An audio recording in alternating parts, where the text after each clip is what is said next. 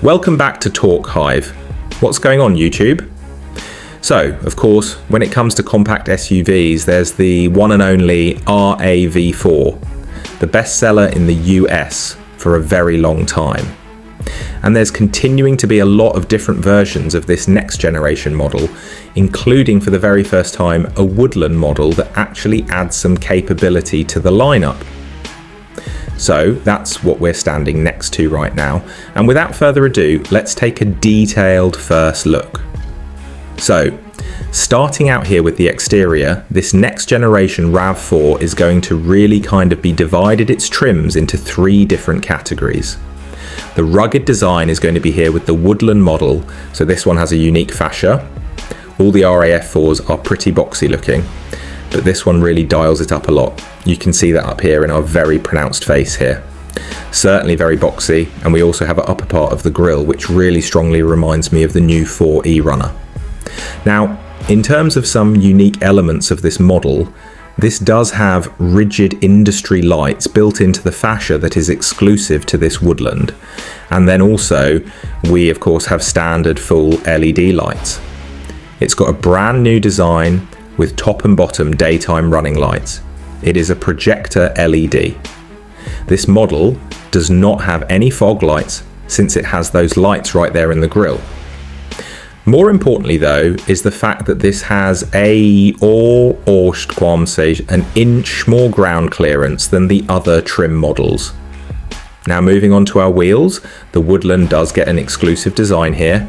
As you can see, we've got the 6-spoke design with kind of a grey finish. More importantly though than the actual look of these is the fact this is the first RAV4 that comes equipped with all-terrain tyres. So again, this Woodland is bringing in some more legitimate capability than it had previously. Squared off wheel arches around the wheels and along the bottom part. And as far as our mirrors are concerned, you've got a gloss black finish and standard blind spot monitoring. Now, in terms of the overall length of this vehicle, it comes in at either 180.9 for the other versions, or about 182 in length for this new Woodland model. Now that's going to be very similar to the outgoing generation of the RAV4. And as far as some design elements, you will notice that we have black door handles, which is quite nice. We also have blacked out window surrounds and raised roof rails up here at the top with the crosses. That's of course going to allow you to add a lot of accessories if you're going to be taking this RAV4 off the beaten path. Now, when it comes to the rear design of this new RAV4, of course, we have a very cool overall look to this. The Woodlands just kind of beef things up and give it a more rugged overall design. We have a spoiler up top, a rear window wiper through here. Our RAV4 branding here in the center section is all going to be blacked out.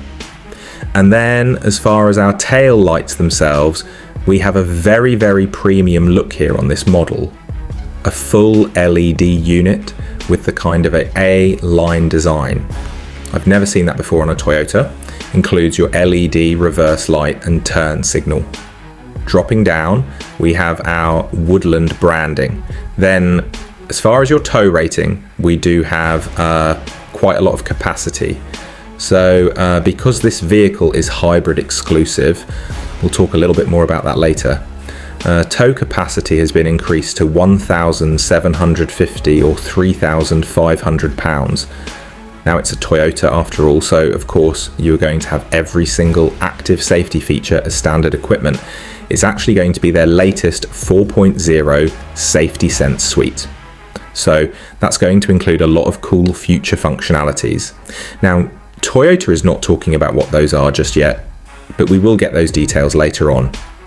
But guys, there is a very cool cabin that we can't wait to show you. But first, if you're new here, we're brothers and we've been reviewing cars since we were 12 and 16. We started young, and since then, we have reviewed over 2,000 vehicles at every price point. No matter what you're looking for, from humble to high end, we'd love for you to subscribe to be a part of our Car Confections family. Let's learn a lot and have some fun with all the latest cars. Now, let's move to the interior. So with this, I do want to just kind of hit the highlights of what is different about the Woodland. We do have another review on the channel where we get into a lot of the real specific nitty-gritty details of the interior of this new RAV4. But in terms of what you can expect from the Woodland specifically, well, check out these seats. For one thing, really cool looking design. Got a nice texture going on here. We have contrast stitching and accenting running throughout with the two-tone finish. Very handsome looking. Of course, you have power adjustments on board. This doesn't have memory seats though. It appears on the Woodland model. Also, you'll notice that those same accents kind of appear in a lot of different places of the cabin. So, on the steering wheel, you've got that also right there in our center console region. Just kind of giving a little bit of a color pop overall. Now, as far as some other high-level interior highlights, you have a little bit of a cool texture going on through the leatherette that's on the door trim, as well as across the entire dashboard. As far as your displays, of course, you're probably noticing those look very different from the current generation of RAV4. You've got a full digital display here. Doesn't have the traditional hood over top of it. So that makes it kind of stand out from the dashboard. Also, on this side, we've got a 10.5-inch display. This is what's standard now on all RAV4s. And then further up the trim structure, you've got that 12.9-inch display as your top selection. The steering wheel, of course, is all new in terms of its overall design. You have things like steering wheel heating available. And in terms of our console here, this opens from both sides. You can actually flip it over and use it as a place where you can actually eat or set a laptop, something like that. You got your 2 cup holders right there. A big old storage cubby that's really, really deep. More storage right here.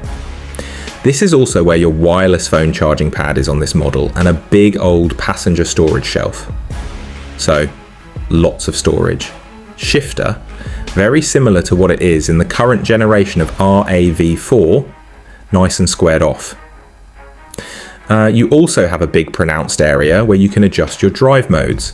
And this is where we can activate some of the additional modes, such as trail and snow here on the Woodland, when things get a little bit rugged. Hill descent control as well. By the way, like I was already mentioning, that's the new display. It does retain a physical volume knob, which is certainly nice. Climate controls have physical buttons for temperature adjustments. Some of your other functions, though, are going to be inside of the display. The Woodland gets a manual dimming mirror, and we have a standard size sunroof. Alright, so let's go ahead and talk about the rear seat area. Now, unfortunately, this is a very, very early look at the RAV4, so I don't have official numbers when it comes to how much rear seat room you are going to have. However, because of this vehicle retaining the same overall vehicle length outside, I do expect that to be mostly the same as the previous generation, which was sitting at about 38 inches of legroom and about 39 inches of headroom. Those are pretty good space figures for the segment. Maybe the headroom is a little bit improved just due to the taller and more squared off look, but I have plenty of room, that's for sure. Now I am 5'9", and this he is adjusted to Drew, who is 5'8", and we brought the official Car Confections ruler along with us. That's so we can see how much knee room you can realistically expect, and about 6 inches is the answer. Now my feet can also slide easily up underneath of the seat, and the seats themselves do recline just a little bit, as you can see right here. If we fold down the center armrest, we have 2 cup holders inside, and then here in the center section we have quite a lot of features. You'll notice we have 2 USB-C ports, and we're also going to have heated back seats. That's still a feature that a lot of the competition is not including the CR-V. And we do additionally have climate vents down here.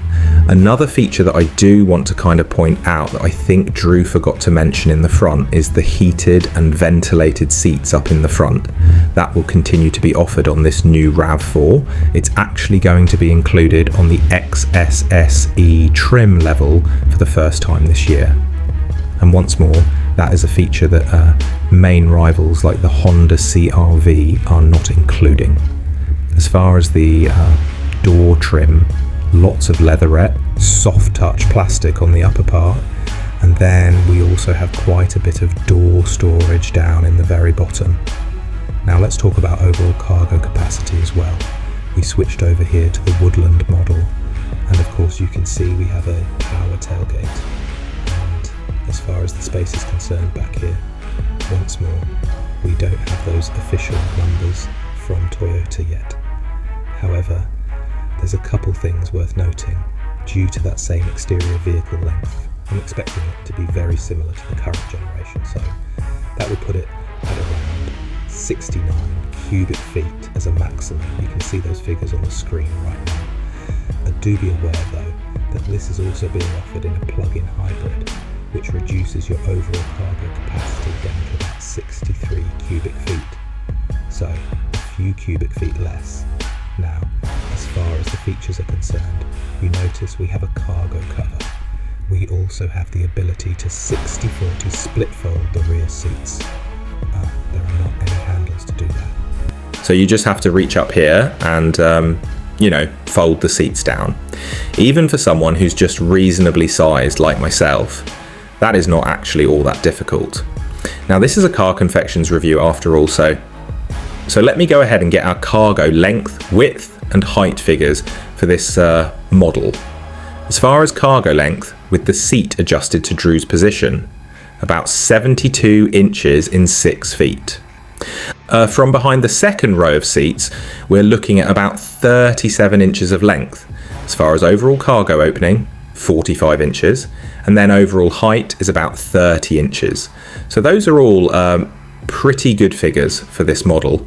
And then if we lift up the floor, this particular tester does have a spare tyre.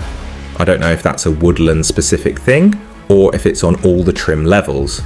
Those details will become clear closer to when this vehicle goes on sale. All right, so now let's talk about that new powertrain setup. So of course, that's very big news for this next generation RAV4 is the fact that it goes hybrid exclusive.